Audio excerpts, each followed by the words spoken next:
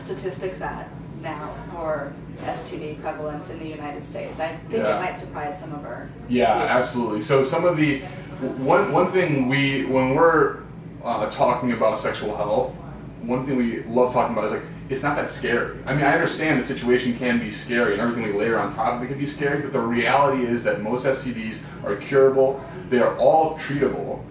The problems happen when you don't get tested. So, that said, 50% of people by the time they're 25 have had an STD. Like, that's crazy to think through. 50% of people that have an STD have no idea they have one.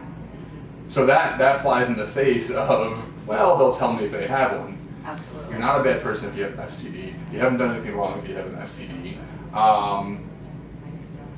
But you might not know. So ask and get tested. There are, I think, 20 million new cases per year in the U.S., including all STDs. And that's estimated, right? Because people don't get tested, there's a lot more out there. But according to the CDC, 20 million a year. So tell me what differentiates your app from maybe where someone else could go and get tested. Yeah. Because there are big discrepancies, I know, in how different clinics or doctors function in what they choose to test for.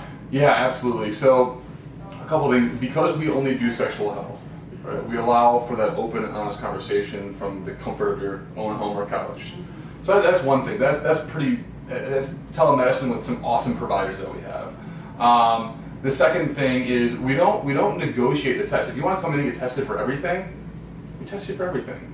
There's not you may not need this, et cetera, et cetera. So there's no shame in coming in and asking for what we find is that most people don't know what they want to get tested for. And so that's why our providers are there to say, great, like what's your history, what's your risk category, here's what we think, here's what we recommend, as opposed to just going to an online shop, clicking, I want to get tested, and pulling in 3 tests that you don't know if it covers everything. Definitely. Yeah. And so how quick will people get their results back? Yeah, usually within 2 to 3 days. HIV usually comes back even quicker than that, and we send them out as soon as we get them. Okay. If you're positive for something, we do a phone call first, have a conversation with you, make sure there's a plan in place, then the results come through the phone. The other unique part of what we've done is the second question I get asked the most is like, hey, Bryan, this is great. If we have results in the phone, it says what we got tested for and when we got tested and what the result was. But what happens if that date was 5 months ago? There's a lot that can happen in 5 months. Yeah. Totally fair question. We ended up creating something called Biem Connect, and it's where you can connect in the app. And if you and I connected in the app, and then I went off and I got tested for something, I got tested positive, you would get an anonymous notification saying somebody that you connected with got tested positive for something, you might be at risk, you should get tested. Interesting. So that starts to cover that gap a little bit between maybe somebody got tested a while ago, or even the test didn't pick it up the first time, they weren't quite at that stage yet. So that's a bit unique. And that is more common to HIV, correct?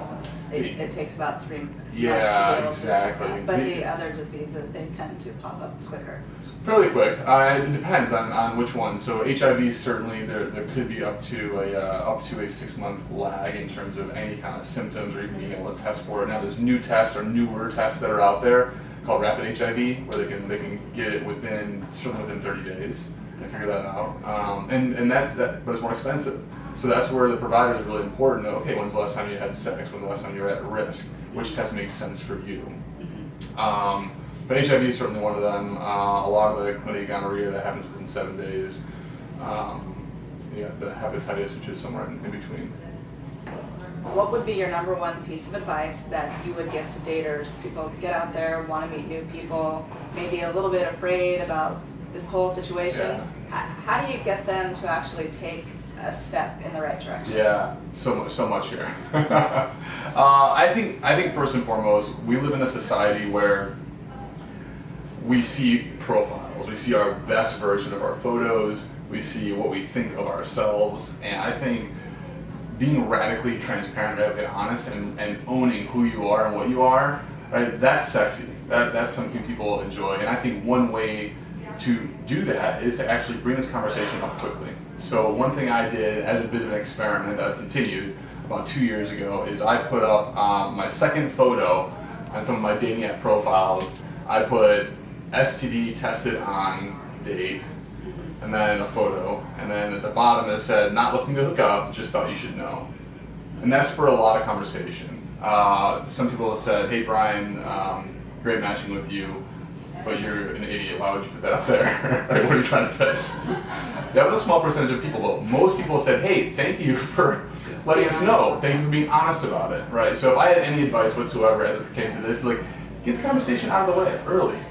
Once you broach the conversation of sexual health, a lot of other conversations become very easy, and you stop playing this game of who are you and who am I, and I'm trying to put on this mask, and it becomes just a little more transparent, and quite frankly, a lot more fun. Totally. So what are the statistics like right now versus men to women who use your app and want to get tested? Yeah, that was something we had a lot of guesses on early on, and we thought that it would be more men because we don't have somewhere to go every single year like a gynecologist. It has been almost down the middle, 50-50 split. Oh, wow. And what we hear from women largely is that it's either hard to get in to see their gynecologist, or they don't want to have the conversation with their gynecologist of, hey, I just want to get tested and as talk to me crazy as about that it. sounds, someone who has maybe a lifelong relationship or at least a several-year relationship with their physician, there's many reasons people don't actually want to address it, even though that's the one person you should be addressing it with. No, totally agree. And then one thing that our providers are really good at, they've had years and years and years of sexual health, is getting to the real issue.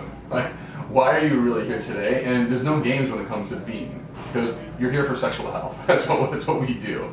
So there's really no reason to lie. Whereas going into your gynecologist, who you may have known since you were 14 years old, might feel a little strange. Definitely. Yeah. So is there anything else you would like to let our viewers know? Where can they find you on social media? Yeah, so you can find us at biemteam.com. And that's also our social handle for Instagram and for Twitter. So find us there. Yeah, that's it. Awesome. Yeah. Thanks so much, Bryan. It's great having you here today. Yeah, thanks for having me. It's fun.